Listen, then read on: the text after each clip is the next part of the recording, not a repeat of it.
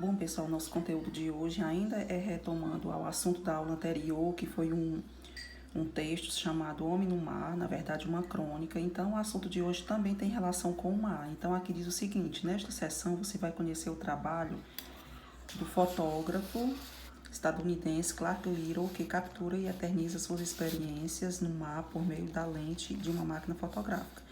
Então, a atividade de hoje ela é mais descritiva. Você vai fazer a observação da imagem. Aqui embaixo vocês irão ler um trecho de uma reportagem para poder responder as questões, tá certo? Mas que também tem relação com o mar.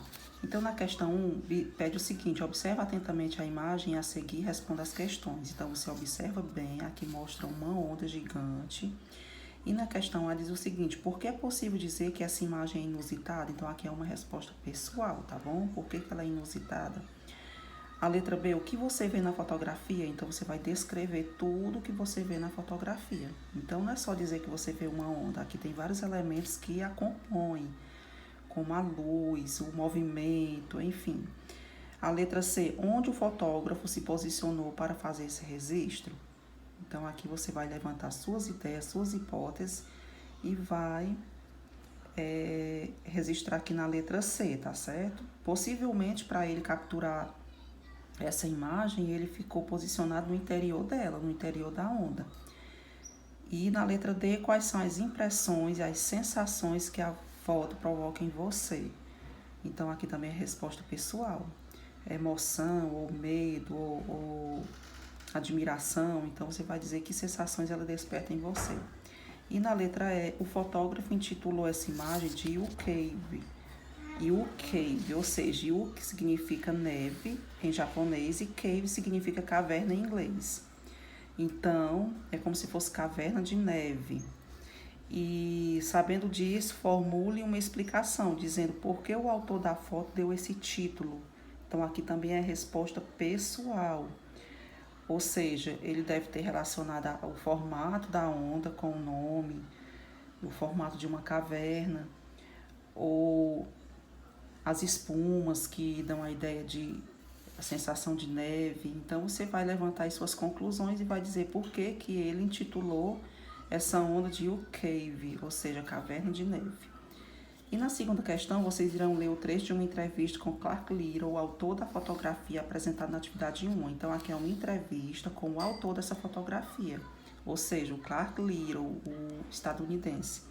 Então, aqui a pessoa faz a pergunta e ele dá a resposta dele. Vocês irão ler, tá certo? Para poder responder a questão seguinte. Então, na letra A diz o seguinte: que elementos citados por Clark Little em sua primeira resposta podem ser visualizados na fotografia O Cave? Ou seja, o que foi que ele respondeu na primeira pergunta, ou seja, na primeira resposta que ele deu, que tem relação com a imagem da fotografia que ele fez.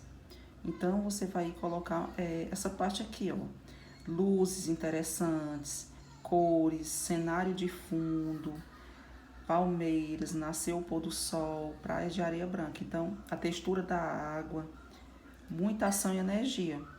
Esse nasceu o pôr do sol, nem tanto, não tem muito a ver com a imagem não, mas essa parte aqui, luzes, cores, cenário de fundo, textura da água, ação e energia. Então, são essa descrição aqui, essas descrições que tem a ver com a fotografia que ele fez, tá certo? Então, você vai colocar aqui na letra A.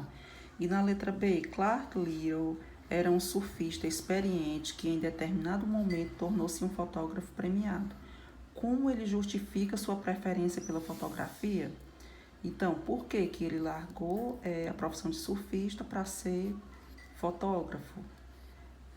Como ele justifica a sua preferência pela fotografia? Então, a resposta vai estar aqui na última pergunta da reportagem, tá certo?